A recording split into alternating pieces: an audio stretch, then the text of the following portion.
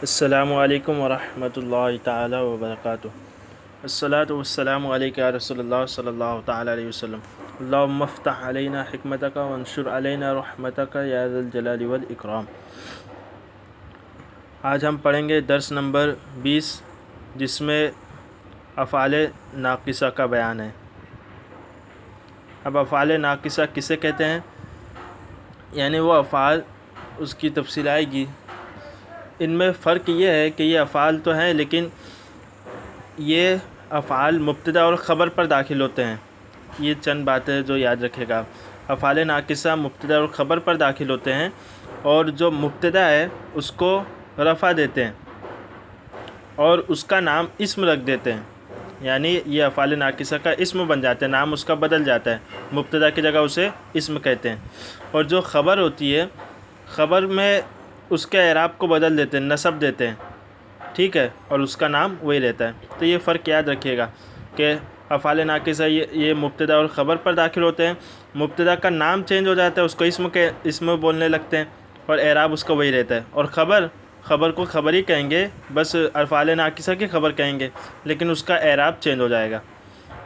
اب دیکھیے بتا رہے افعال ناقصہ کی تعریف، وہ افعال فقط فاعل کے ساتھ مل کر مکمل جملہ نہ بنتے ہو، بلکہ فاعل کے بارے میں خبر کی بھی ضرورت ہو۔ فاعل سے ہی جملہ مکمل ہے، اس کے فاعل کے متعلق خبر بھی دیکھے فاعل کیا ہے۔ جیسے کہ کانا زید اسیرا، زید قیدی تھا، سارا بکر غنیا، بکر مالدار ہو گیا۔ تو اب یہ کانا اور سارا یہ دونوں کو نکال دے، ٹھیک ہے، تو کیا رہے گا، زید اسیر بکر غنی، ٹھیک ہے، مبتدا خبر ہے نا۔ لیکن جب کانا داخل ہوا تو جو پہلا لفظ ہے زید، اس کو اسم بن گیا، وہ کانا کا اسم ہو گیا، اور جو اسیرن ہے وہ کانا کی خبر، تو کانا کی خبر وہ منصوب ہوتی ہے۔ اب دیکھیے پھر معنی کیا ہے، زید قیدی تھا، بکر مالدار ہو گیا۔ تو اگر ہم کہیں اسیرن اور غنین کو نکال دے، ٹھیک ہے، تو کیا رہے گا، زید قیدی، زید تھا، بکر ہو گیا۔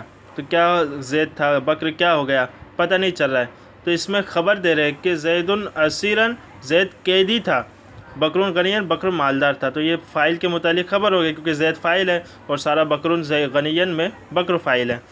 اب توضیح دیکھیے، ان مثالوں میں اگر صرف کانا زید، زید تھا، یا سارا بکر ہو گیا کہا جاتا تو یہ جملے مکمل نہ ہوتے، لیکن چونکہ فاعل کے بارے میں خبر بھی دے دی گئی ہے اس لیے یہ مکمل ہو گئے۔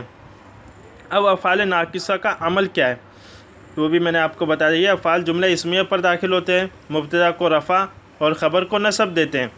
مبتدا کو فعل ناقص کا اسم اور خبر کو فعل ناقص کی خبر کہتے ہیں۔ جیسے پہلی مثال میں کانا زید، اس میں یہ علی کانا زید اسیرن میں کانا یہ فعل ناقص ہے اور زید فعل ناقص کا اسم ہے، اور اسی بنا پر وہ مرفوع ہے، ٹھیک ہے، اسم ہونے کی بنا پر، مبتدا کی وجہ سے نہیں۔ اور اسیرن یہ فعل ناقص کی خبر ہے اور خبر ہونے کی وجہ سے وہ منصوب ہے۔ اسی طریقے سے دوسری مثال سارا بکر غنین بھی۔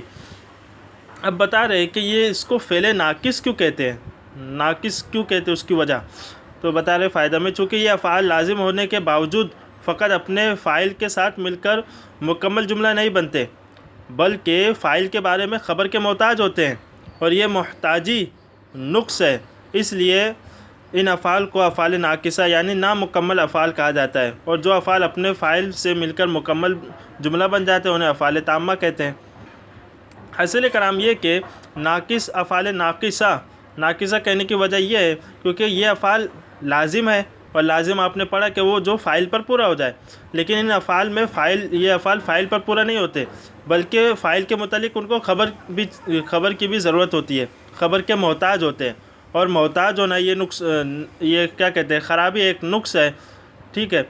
تو اس وجہ سے انہیں افعال ناقصہ کہتے ہیں، یعنی مکمل افعال نہیں ہے، ان میں نقص ہے، خرابی ہے۔ اور جو افعال فاعل پر مل کر مکمل ہو جاتے ہیں انہیں افعال تامہ کہتے ہیں، جیسے قام زید، قام یہ فعل لازم ہے، قام زید، فاز خالد، تو یہ سب فعل لازم ہے، یہ افعال تامہ ہے۔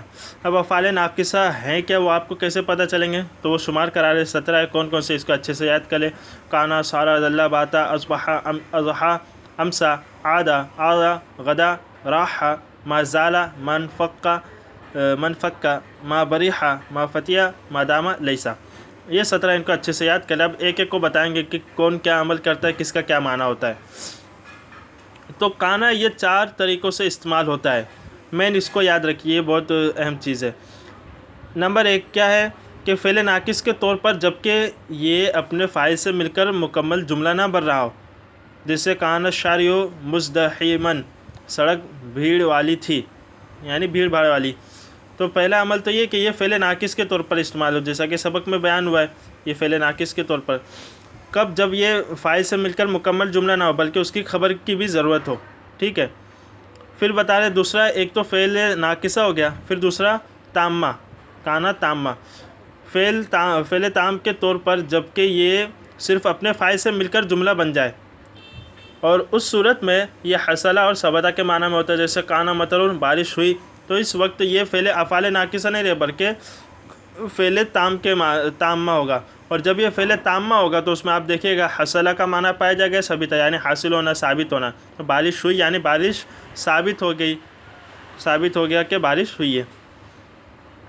پھر ہے نمبر 3 بطور زائد, کہ اگر اسے عبارت سے نکال بھی دیا جائے تو اصل معنی میں کوئی فرق نہ آئے. جیسے کیف نکلم من کان فی المہد صبیہ, یہ سورہ مریم کی آیت ہے شاید. دیکھیے ہم کیسے بات کریں اس سے جو پالنے میں بچہ ہے, حضرت عیسیٰ علیہ السلام کے متعلق ہے. تو اب اس میں دیکھیے کانا ہے, اور یہ یاد رکھیے گا جو کانا زائدہ ہے نا, یہ اکثر بیچ میں ہی آتا ہے. ٹھیک ہے, جملے کے بیچ میں. اور اس کو جب ہٹا دے, آپ دیکھیں معنی کیا ہو رہا ہے, ہم کیسے بات کریں اس سے جو پالنے میں بچہ ہے, یعنی جو بچہ ہے اسے ہم کیسے گفتگو کریں. تو اب یہاں کانا کا کوئی معنی تو آپ کو نظر نہیں آ رہا نا, تھا یا ہو گیا وہ سب. تو کانا کو اگر یہاں سے نکال دیا جائے تو بھی کوئی حرج نہیں ہے, معنی میں خرابی نہیں آئے گی. پھر نمبر 4 کانا بمعنی سارا, کانا کبھی سارا کے معنی میں ہوتا ہے. جیسے کانا الشجر مثمرا, درخت پھلدار ہو گیا. یہ 4 قاعدے ہو گئے, اس کا اچھے سے یاد رکھیں. اب سارا کیا ہے وہ بتا رہے ہیں. نمبر 2 سارا, یہ اپنے اسم کی حالت یا صفت کو تبدیل کرنے کے لیے استعمال ہوتا ہے. سارا اپنے اسم, آپ نے پڑھا نا کہ کانا افعال ناقصہ, اس کا ایک اسم ہوگا اور دوسرے خبر.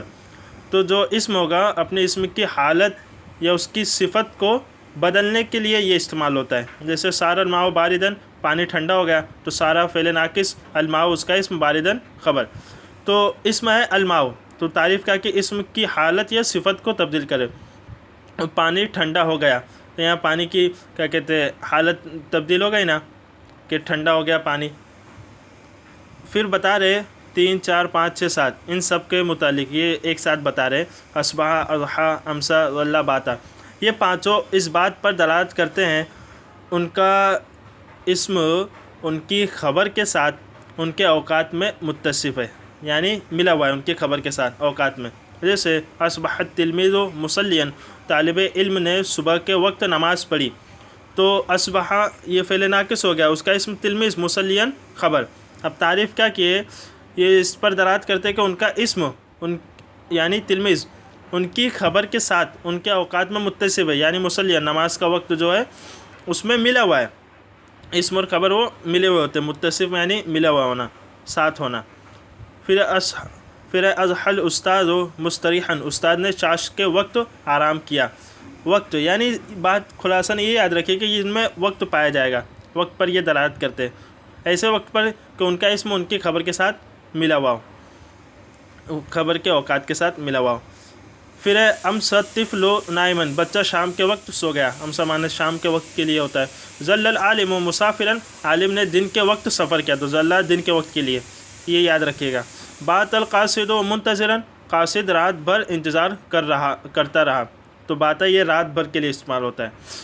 ٹھیک ہے. پھر ہے 8 9 10 11, یہ 4 کون کون سے, ما زال, ما برحا, ما فتیا, ما فقا. یہ چاروں افعال خبر کے استمرار پر دلالت کرتے ہیں. جیسے ما زال المریض باقیاً, مریض مسلسل روتا رہا. یہ استمرار یعنی لگاتار جاری رہنا, مسلسل چلتے رہنا ایک ہی چیز پر.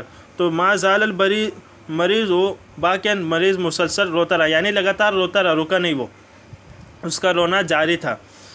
پھر ہے ما برح زید یضرب, زید برابر مارتا رہا, اس نے اپنا پورا غصہ نکال لیا کہ آج جتنا چاہے مارنا ہے, رکنا نہیں ہے. ٹھیک ہے. تو ان چاروں میں یہ بات یاد رکھیے کہ افعال میں استمرار پر یہ دلالت کرتے ہیں، یعنی لگاتار کسی کام کے ہونے پر۔ پھر دوسری مثال ہے کہ ما فتح الیہود اعداء للاسلام، یہود اسلام سے دشمنی کرتے ہیں، ابھی بھی کر رہے ہیں، لگاتار ان کی دشمنی چالو ہے۔ من فک اعداء الاسلام یکیدون لہو، دشمنان اسلام اس کے خلاف سازش کرتے ہیں اور کرتے رہیں، ٹھیک ہے۔ تو ما فن کا یہ ما فک کا یہ افعال ناقص ہے، اور اعداء الاسلام ہے یہ ترکیب اضافی کے بعد اسم بن جائے یکیدون لہو، یہ پورے خبر، ٹھیک ہے۔ اب پھر دیکھیے ما دامہ، یہ ما قبل فعل کی مدت بیان کرنے کے لیے آتا ہے۔ دامہ سے پہلے ما مصدریہ ظرفیہ ہے، ما دامہ ہے نا، تو دامہ سے پہلے ما ہے یہ، اور یہ ما کیسا ہے؟ مصدریہ ہے، ظرف یعنی وقت کے بارے میں بتائے۔ جیسے اجلس ما دامہ زید جالسن، تو زید کے بیٹھنے تک بیٹھ، یعنی اس کے بیٹھنے کے وقت تک تو بیٹھ۔ تعریف کیا کیے تھے؟ یہ ما قبل فعل کی مدت بیان کرنے کے لیے آتا ہے، یعنی اجلس تو بیٹھ، یہ فعل آیا نا ما دامہ سے پہلے، تو ما دامہ زید جالسن، تو زید کے بیٹھنے تک بیٹھ، یعنی جتنے وقت تک وہ بیٹھے اتنی مدت تک تو بھی بیٹھ۔ پھر 12 13 14 15 یہ چاروں کے متعلق بتا رہے، آدھا آغا غدا راحہ، یہ چاروں جب ناقصہ ہوں تو سارا کے معنی میں استعمال ہوتے ہیں۔ اب ان چاروں کے متعلق بتا رہے کہ یہ چاروں جب ناقصہ ہوں گے تو سارا کے معنی میں استعمال ہوتے ہیں۔ سارا آپ نے اوپر پڑھا نا، ہو گیا، جو اپنی صفت کیا کہتے ہیں، اپنے اسم کی صفت یا اس کی تبدیلی پر دلالت کرتا ہے۔ جیسے عاد زید غنی، زید غنی ہو گیا، تو اس کی حالت بدل گئی نا زید کی، اور زید یہ اسم ہے آدھا کا۔ اسی طرح آزا غدا راحہ زید غنی، سب مثالیں اسی طریقے سے بنا رہے، آزا زید غنی، غدا زید غنی، راحہ زید غنی، دوسری طریقے سے بھی، ٹھیک ہے۔ پھر بتا رہے کہ اور اگر تامہ ہو، یہ تو اوپر بیان ہو، ناقصہ جب استعمال ہو تو وہ سارا کے معنی میں استعمال ہوتے ہیں، لیکن جب یہ تامہ ہو تو پھر اپنے اپنے معنی میں ہوں گے۔ اب ان کا اپنا اپنا معنی کیا وہ بیان کر رہے۔ آدھا کا معنی لوٹنے کا ہے، جیسے آدھا زید من سفر ہی، زید اپنے سفر سے واپس آیا، یعنی لوٹ کر واپس آیا۔ آدھا اس کا معنی پھرنا ہے، جیسے آدھا زید من سفر ہی، زید اپنے سفر سے واپس آیا، یعنی اپنے سفر سے گھوم کر پھر کر آیا۔ غدا یہ بمعنی صبح کے وقت جانا، ٹھیک ہے، جیسے غدا زید زید صبح کے وقت گیا۔ راحہ معنی شام کے وقت جانا، جیسے راحہ زید زید شام کے وقت گیا۔ پھر لیسا، لیسا یہ اپنے اسم سے زمان حال میں خبر کی نفی کرتا ہے۔ لیسا اس کا جو اسم ہوگا اس کی زمان حال کے لیے نفی کرے گا، جیسے لیسا المتکبر ناجحا، متکبر آدمی کامیاب نہیں، تو المتکبر یہ اس کا اسم بن گیا لیسا کا، اور ناجحا خبر۔ تو تعریف کا کہ یہ اپنے اسم سے، یعنی تو متکبر وہ اسم ہے، اسم سے زمان حال میں خبر کی نفی کرے گا، ناجحا خبر ہے، تو متکبر آدمی کامیاب نہیں، یعنی زمان حال میں ابھی جب تک وہ متکبر رہے گا، غرور تکبر کرتا رہے گا، اس وقت وہ کامیاب نہیں، جیسے اس نے اس کو چھوڑ دیا تو وہ کامیاب ہو جائے گا، تو یہ زمان حال کے لیے ہوتا ہے۔ پھر لیسا کے متعلق ایک بات اور بتا رہے نیچے حاشیہ میں، وہ بھی دیکھ لیں آپ، کہ لیسا کے بارے میں اختلاف ہے کہ اس کی خبر کو اس پر مقدم، اس کو چلیے بعد میں پڑھیں گے، ابھی یہ افعال دیکھ لیے پہلے۔ افعال ناقصہ کے چند ضروری قواعد، 4 قواعد بتا رہے، اس کو بھی آپ یاد کہ جو بھی آپ نے مبتدا خبر میں پڑھے ہوں گے۔ نمبر 1، ان کے اسم اور خبر کے وہی احکام ہیں جو مبتدا اور خبر کے ہیں۔ اتنا فرق ہے کہ مبتدا کی خبر مرفوع اور ان کی خبر منصوب ہوتی ہے۔ جو مبتدا خبر کے احکام ہیں وہی ان کے احکام ہیں، کیونکہ یہ مبتدا خبر پہ ہی داخل ہوتے ہیں، ٹھیک ہے۔ بس فرق اتنا ہے کہ مبتدا کی خبر جو ہوتی تھی وہ مرفوع ہوتی ہے، لیکن جو افعال ناقصہ ان کی خبر منصوب ہوگی۔ پھر نمبر 2، جس طرح مبتدا کی خبر کو مبتدا پر مقدم کرنا جائز ہے، اسی طرح افعال ناقصہ کی خبر کو بھی ان کے اسما پر مقدم کرنا جائز ہے۔ جیسے کانا قائمن زیدن، تو قائمن یہ خبر ہے، زیدن یہ اسم ہے کانا کا۔ جیسے ہم نے مبتدا خبر کی مثال میں پڑھا تھا نا کہ فی الدار رجل، گھر میں آدمی، تو فی الدار یہ جار مجرور سب مل کے خبر مقدم بن رہا ہے، اور رجل یہ مبتدا مؤخر، تو مبتدا کی خبر کو اس پر مقدم کرنا جائز ہے۔ اسی طریقے سے اس میں بھی کانا کی خبر کو اس کے اسم پر مقدم کرنا جائز ہے۔ پھر نمبر 3، افعال ناقصہ میں سے جن افعال کے شروع میں لفظ ما نہیں آتا، ان میں خود ان افعال پر بھی خبر کو مقدم کرنا جائز ہے، جیسے قائمن کانا زیدن، قائمن یہ خبر ہے کانا کی اور زیدن اس کا اسم، لیکن دیکھیے کانا سے پہلے اس کو مقدم کر دیا ہے خبر کو، تو یہ انہی افعال میں افعال ناقصہ میں ہو گیا جن کے شروع میں ما نہ ہو، جیسے کانا ہے، سارا ہے، باتا ہے، ذلہ ہے، ہمسا، اضحیٰ، اصبحا ہے، لیکن جو ما داما، ما برحیا، ما فتح ہے وہ سب اس میں نہیں ہوگا، ٹھیک ہے۔ تو ما جس کے شروع میں نہ اس میں یہ خبر کو مقدم کر سکتے ہیں۔ اب پھر دیکھیے حاشیہ نمبر 1، لیسا کے بارے میں اختلاف ہے، یعنی نحویوں کے درمیان اختلاف ہے کہ اس کی خبر کو اس پر مقدم کر سکتے ہیں یا نہیں، لیکن جمہور کے نزدیک تقدیم جائز ہے، یعنی مقدم کرنا جائز ہے۔ بعض نحوی اس کو منع فرماتے ہیں۔ نمبر 4، ذلہ، باتا، امسا، اصبحا، اضحیٰ، یہ پانچوں بھی سارا کے معنی میں استعمال ہوتے ہیں۔ اس صورت میں ان سے وقت مراد نہیں ہوتا، صرف تبدیلی حالت مقصود ہوتی ہے۔ آپ نے پڑھا تھا نا اوپر، یہ ذلہ باتا دیکھ لیتے ہیں، یہ آپ نے پڑھا تھا اصبح، اضحیٰ، امسا، ذلہ، یہ پانچوں وقت کے بارے میں ہوتے ہیں۔ اب اس کے متعلق بتا رہے آپ کو ایک قاعدہ کہ یہ سارا کے معنی میں بھی استعمال ہوتے ہیں کبھی کبھی، تو جب یہ سارا کے معنی میں استعمال ہوں گے نا تو یہ ان سے وقت مراد نہیں ہوگا، بلکہ جو سارا کا معنی ہے نا وہی مراد ہوگا، ٹھیک ہے، یعنی اس میں کی جو اس کا اسم، اس کی صفت یا تبدیلی وہ سب ہوگی مقصود۔ جیسے امسل ماء باردن، پانی ٹھنڈا ہو گیا۔ اب یہ نہیں کہ امسا کا معنی شام کے تو پانی شام کو ٹھنڈا ہو گیا، وہ سب نہیں۔ اب پھر مشق آ رہی ہے، مشق بھی دیکھیے انشاءاللہ، اس کو آپ حل کیجئے، مزہ آئے گا۔ نمبر 1، مندرجہ ذیل جملوں میں سے مناسب افعال ناقصہ لگائے۔ جیسے زیدن قائمن ہے تو آپ کو اس میں مناسب افعال لگانے، ان میں سے 17 میں سے، جیسے ایک میں لگا کے بتا دو، کانا زیدن قائمن، تو آپ جب افعال ناقصہ لگائیں گے تو اس کا اعراب بھی بدلنا پڑے گا، ٹھیک ہے۔ تو کانا زیدن قائمن نہیں لکھنا، کانا زیدن قائمن، کیونکہ زیدن اس کا اسم بنے گا اور قائمن خبر، اور خبر منصوب ہوتی ہے، تو کانا زیدن قائمن۔ اسی طریقے سے آپ کو سب کرنا، جیسے دوسری مثالوں میں بھی اعراب چینج کرنا آپ، ٹھیک ہے، کس کا اعراب کیا آتا ہے وہ آپ نے پڑھا، جمع کا اعراب، سب کا اعراب آپ نے اعراب کے بیان میں پڑھ لیا۔ پھر نمبر 2، مندرجہ ذیل جملوں کی ترکیب کرے اور ترجمہ فرمائے۔